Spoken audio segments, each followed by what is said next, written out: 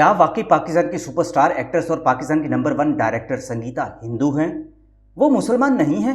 क्या पाकिस्तान में आबाद हिंदुओं में वो सबसे ज्यादा अमीर हिंदूजादी हैं?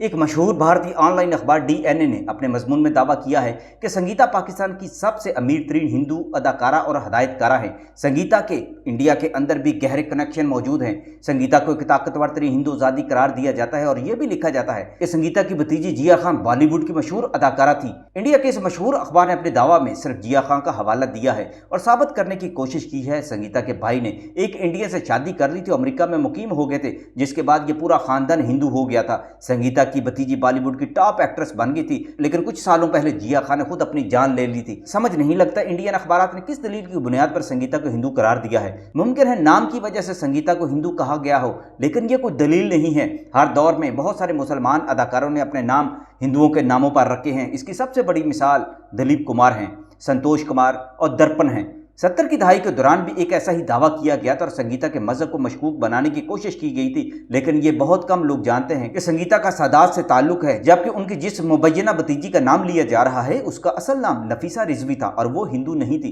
इंडियन अखबारात ने बात यहाँ तक ही महदूद नहीं रखी, बल्कि उन्होंने ये भी लिखा है कि संगीता दरअसल इंडिया में पैदा हुई थी और पाकिस्तान में उसकी पैदाइश की तारीख गलत बताई जाती है। लेकिन दूसरी जानिब हकीकत यह है कि संगीता पाकिस्तान में ही पैदा हुई थी। संगीता का पैदाइशी नाम परवीन रिजवी था। उनकी वालदा महताब बानो को फिल्मों में काम करने का शौक था, लिहाजा उन्होंने फिल्म तकसीमकार सैयद हबीब रिजवी के साथ शादी कर ली थी। लेकिन फिर जब 1957 में संगीता पैदा हुई तो उनके जवान होने का मुकम्मल इंतजार नहीं किया जा सका और संगीता को फिल्मों में खींच लाया गया।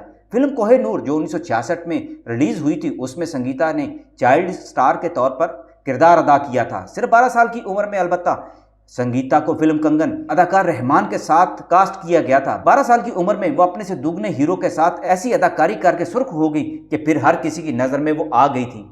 आपको हैरानकुन बात यह भी बता दें कि संगीता ने बॉलीवुड स्टार एक्ट्रेस तब्बू और फराह नाज के वालिद जमील के साथ भी फिल्म गरिश्ती में हीरोइन के तौर पर काम किया था। उस दौर में जमील पाकिस्तानी फिल्मों में किस्मत आजमाई करते थे और संगीता को भी इंडिया ले जाने की ऑफर किया करते थे।